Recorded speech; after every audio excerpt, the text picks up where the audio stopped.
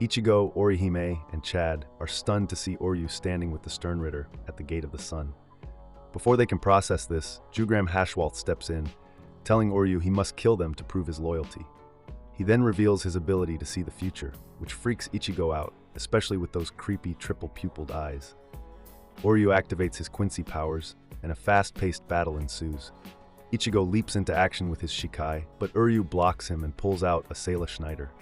As they clash, Ichigo demands to know why Uryu's acting like this. He can't believe Uryu would follow Hashwalth's orders to kill them.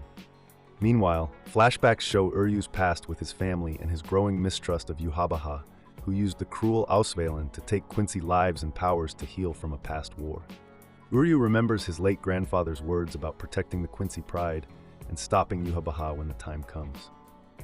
Back in the present, Uryu unleashes his full Quincy form, attacking Ichigo from the air with powerful arrows, pushing down. As Uryu stands above him, memories of his struggle with Yhwach and his complicated feelings about Ichigo swirl in his mind.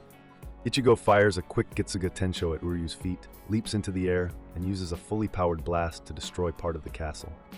The explosion sends dust and debris flying, but Orihime and Sato shield themselves. Uryu, ready for action, fires a Quincy cross and shoots beams at the glowing light above, only to realize it's Ichigo's smaller blade. Ichigo rushes in, knocks Uryu down, and fires another Getsuga Tensho. The two blasts collide, creating an explosion that nearly knocks Ichigo into a pit, but Sato saves him.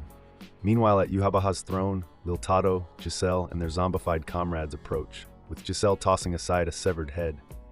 They notice Yhwach seems asleep, but Lil Tato isn't bothered and they attack him. Back on the move, Yoruichi carries her injured brother Yushiro until Stern Ritter Askin appears. After a quick battle, Yoruichi lands a blow and uses her Shunko to overpower him, throwing him into a building to escape. Elsewhere, Gerrard Valkyrie, in his godly size form, smashes a tower and nearly crushes Hinamori. However, 3rd Division Captain Otoribashi steps in, hitting Gerrard with his Shikai. As Hinamori watches, Captain Shinji Hirako, alongside the Visored, vows to show Gerrard a real miracle. Riruka and Yukio are stuck in a weird elevator, and when Yukio refuses to leave to fight, Riruka gets annoyed, saying she never asked him to.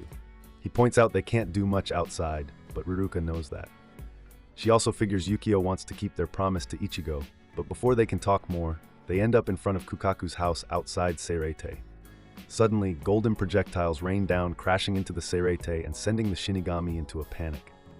Aizen watches, confused.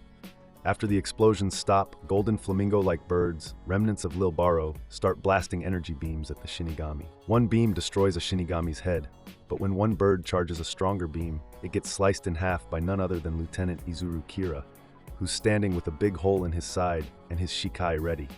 We thought this guy was killed by a Stern Ritter early in this battle. As an anime only, I'm surprised he's still alive. Meanwhile, sometime in the past, Ichigo and Uryu are on the roof of Karakura High, talking about Uryu's future. Uryu confesses he doesn't want to be a doctor anymore, hinting at painful memories from his past. Flash forward to the present, Ichigo, Orihime, and Sato crash into a lower level of the castle and face Uryu.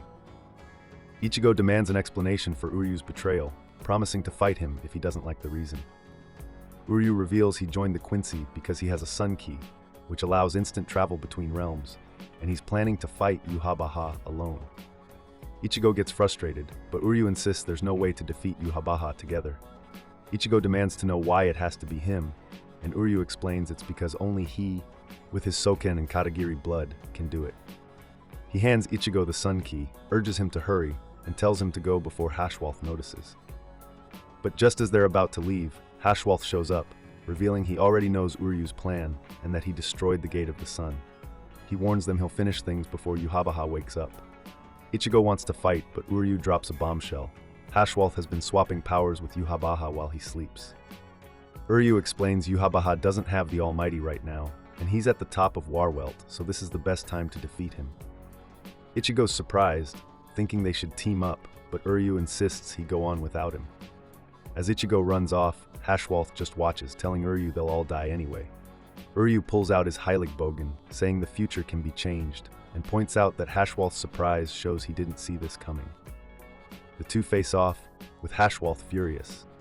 Meanwhile, the Sun Key lands on the Gate of the Sun outside Warwelt.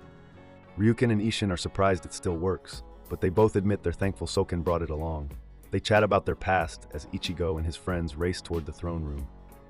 Elsewhere, Hitsugaya and Rangiku watch over Warwelt. Mayuri Kurotsuchi sleeps in his pod, and Lil Tato curses their luck, surrounded by the fallen Bambis. But then, Yuhabaha's dark Reiatsu floods the throne room, signaling bad things are coming. Thank you for watching all these episodes in this part 3. The finale part and conclusion of Bleach 1000-Year Blood War will be released in the coming year, so join me then.